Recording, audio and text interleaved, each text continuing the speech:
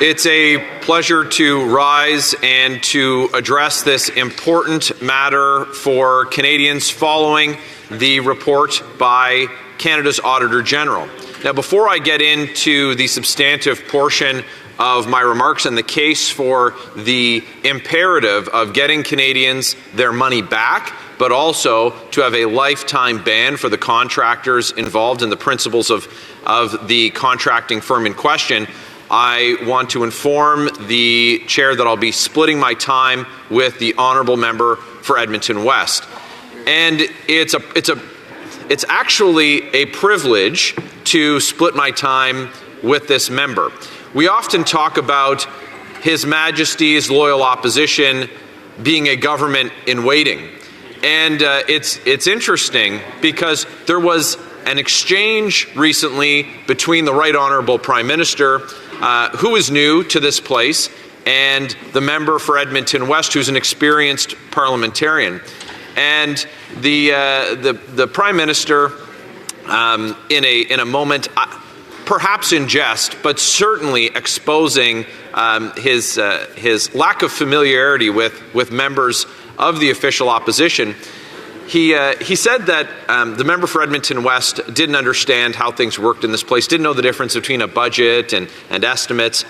And I want to offer a bit of history to the Prime Minister because it's really important. It's important that the Prime Minister understand who is holding him to account. Now, the member for Edmonton West has an office complement that is the same size as all members in this House. Now, ministers, of course, get much larger offices. They get political exempt staff, and then they get access to full departments. The member for Edmonton West, has a couple people that work in his office, just like the rest of us do. But in 2018, when the government tabled the budget, now, I don't know how many people work at the Department of Finance.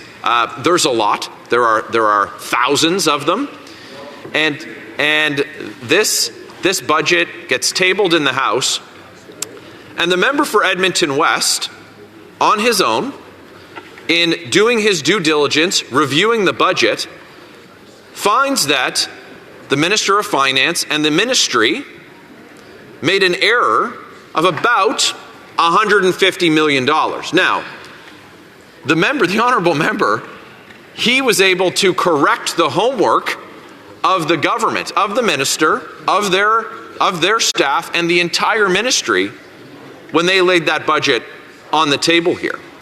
So when we bring things before this House, it's because we've done our due diligence, and it's because we're going to do what we've always done, and that's punch above our weight. So while they have the weight of the entire public service, they have all of the extra resources that come with serving in government, there's also incredible responsibilities to get it right and to make sure that they get value for taxpayers, to make sure that when mistakes are made, that they're corrected, and when value isn't received, that it's corrected. So what we saw in the Auditor General's reports this week confirms what Canada's Conservatives had raised the alarm bell about in the previous Parliament. And on a range of issues that the Auditor General looked at, she found that there were massive cost overruns and in fact, negligence by the Liberal government. Specifically, in the use of the contractor GC Strategies, who was the preferred contractor in what's now known as the Arrive scam scandal. This was the app that the government originally pegged at costing $80,000.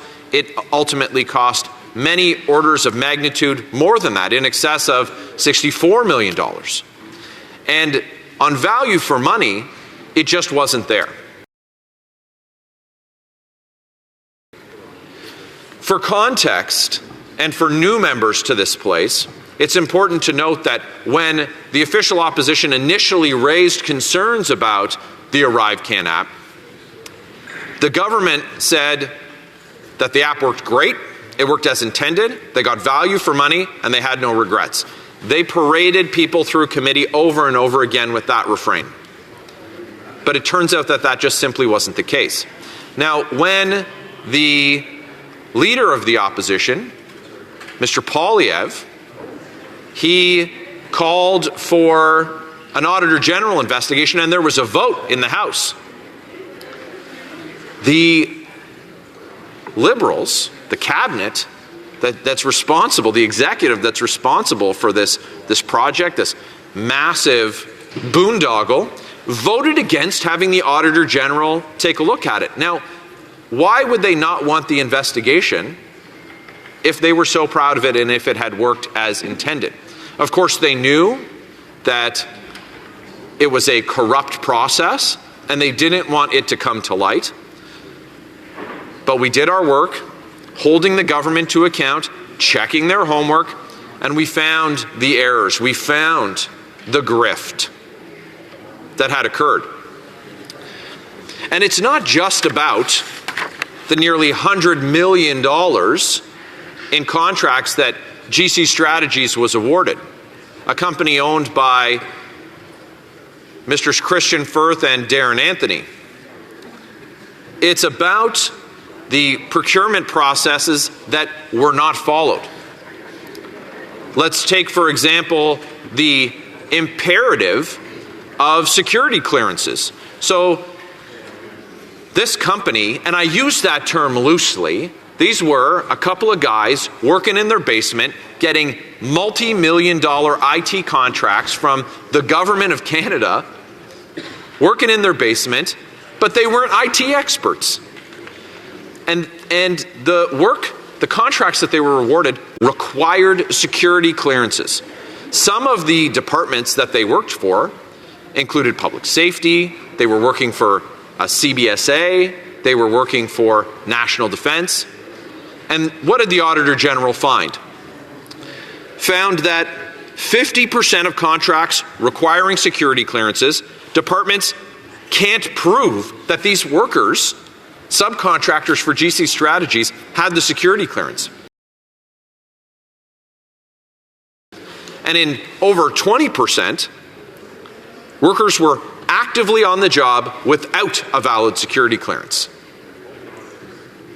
This isn't a government that this Liberal government isn't one that takes security seriously if this is what they deem an acceptable procurement practice. Now, what's going to be shocking for Canadians is anyone who's ever had a project done at home.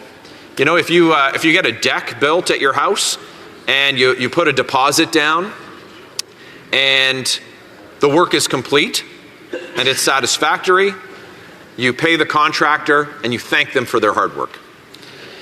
But what we saw here was in 46% of the contracts, there was no proof of work delivered, but they paid them in 100% of the cases. It's unacceptable, and we know that because no household would do it, no small business would do it, and certainly the government of Canada shouldn't have done it. So what we're asking for is reasonable, but it's also the minimum expectation that Canadians have of us as Parliament. And that's that within 100 days of the passage of this motion, that the government get Canadians their money back and not simply let it stand that the name of the company who was involved in this fraud not be allowed to bid on government contracts for 7 years, that them, their principals, their subsidiaries have a lifetime ban on doing work for the government of Canada on behalf of Canadians. This is what they expect of us. Now, we'll hear the rise of all kinds of partisan hackles over the course of today, but I think that this is a great opportunity. We're going to hear that this is a new Liberal government. And if it is, it's time for them to show that, let us smell that new car smell, that new government smell, rise above the partisanship, the instinct to oppose this for the sake of opposing it, vote with this common sense motion, get Canadians their money back, get accountability by banning these contractors, and let's show Canadians that when we tax a dollar for them, that it's going to go as far as it can, and if someone takes advantage of the government of Canada, takes advantage of Canadians, we won't let it stand. Thank you very much. Questions and comments? Question et commentaire. The Honourable Parliamentary Secretary to Government House Yes, Leader. thank you, Mr. Speaker. You know, interesting enough, Mr. Firth, the one that the Conservatives have been after for a number of years now, was actually part of a company known as Cordell. Now, Cordell was actually started up back in 2010 to 2015 and received many different contracts under Pierre Poilievre and Stephen Harper's government. Yet, I'm wondering if the member would apply the very same principles to Mr. Firth in that time when the Conservatives gave him contracts to the same principles he's applying with the former administration. And yes, Pierre Poilievre was there front and center with Stephen Harper, part of that government. Today we have a new Prime Minister and a new government, even further away from Mr. Firth than his own leader. His thoughts. The member for Leeds, Grenville, Thousand Islands, Rideau Lakes. Well, it's a great question from the Honourable Parliamentary Secretary. I thank him for that. Let me tell him this. If, through you, Speaker, if it is the position of the government that they would like to take a look at the contracts that occurred over that period of time, and there is a finding that there was fraud on the government, that work was not delivered, that security clearances were not in place, anyone involved then should be banned for life from doing business with the government of Canada, and let's get that money back too. But today, the question is the government going to support this motion? So in any government speakers rising today, they should indicate if, how far back do we want to go to get Canadians their money back? I don't think there should be a limit because we must get value for Canadians.